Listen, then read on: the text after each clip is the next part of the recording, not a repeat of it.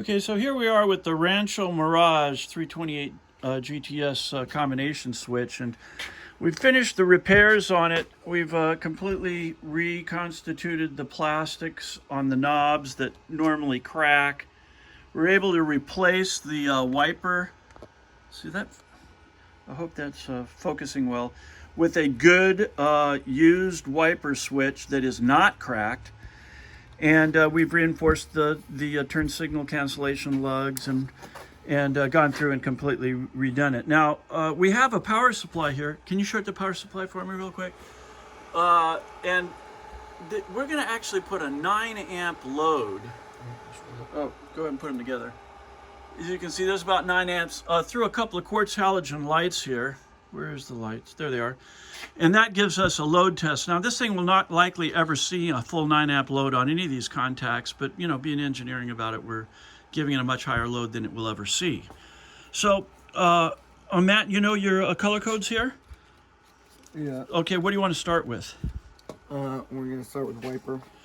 Okay, so he's going to start with the wiper arm here and go through every one of the functions, and we will verify with the light bulbs here that we have continuity at every contact. So he's already knows pretty much what goes where. Or not. He told me he was going to fumble through this because 328 is a little different than 308s.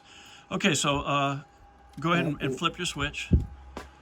Once again, so I can see the light bulbs. There we go. All right. And then back again.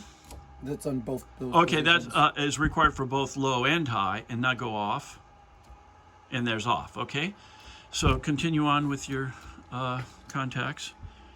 So that is likely the high speed for the switch for the wipers. And now if you're in the middle position. Oh, that's off. Okay, if that's off, it has continuity because that is the park circuit sending power to the clock motor and the windshield wiper motor, so that's correct. All right, what's your next test? Pardon our mess here. This is a functional working shop, and we just have so much to do. Okay, now he's double checking for the last continuity on the wipers. The wipers being the most complicated of all of the conductivities in the unit. So you're looking for the high speed now, right?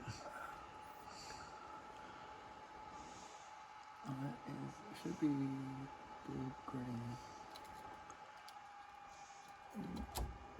Yeah, and there it is. Okay, so there's your high speed, showing that there's conductivity on all positions. What about washer squirter when you pull the arm towards you? Do you know what that one is, or am I preempting you here? Pull it is blue, black, and red, black. Red, gray, and blue, black. Okay, so that should be the pull function. And there you go. So now we're washing the screen when pulling the arms up. Great. In all three positions. So you can squirt them in all three positions of the arm. And we'll do the twist switch. Oh, and now the twist switch at the end of the wipers. Of course, the twist switch contact holders on these, there's off and on. A full 9 amp load. Okay, great. So yeah, the wiper switch contacts on these typically have cold solder joints to them, as we indicated in the preview.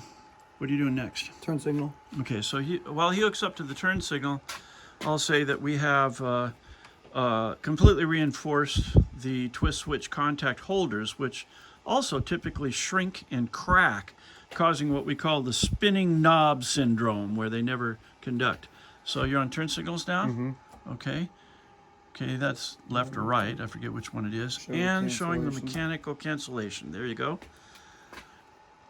And now going to the other direction in turn signals. And there they go. And cancellation automatic. The lugs on the canceller wheel have a tendency to break. So now they're actually pinned to a metal reinforcement we took out and put across the top. What's your next function? We got green. We're doing the headlights. So that's already in that position there. Okay, so that's likely low beams and off, right. So center position is lows.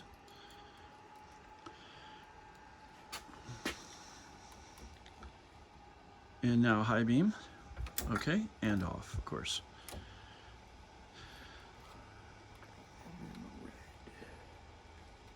This video is taking a little longer than most because the 328 switch is quite a bit different than most of the others. And down position, and I'm not sure why this has a continuity and a down position, but there's definitely a pad for it, and it does conduct accordingly. Now we'll do the pole, which is blue, black.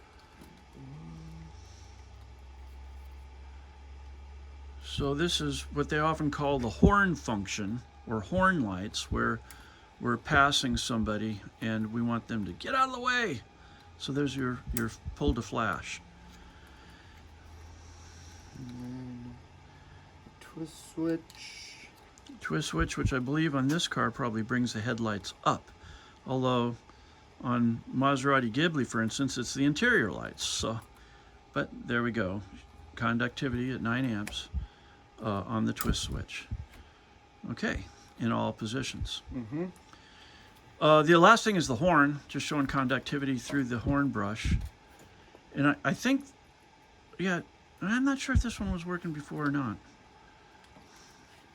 But basically there's your horn conductivity, and it works even when we're spun because it has a little brush on the bottom. Okay.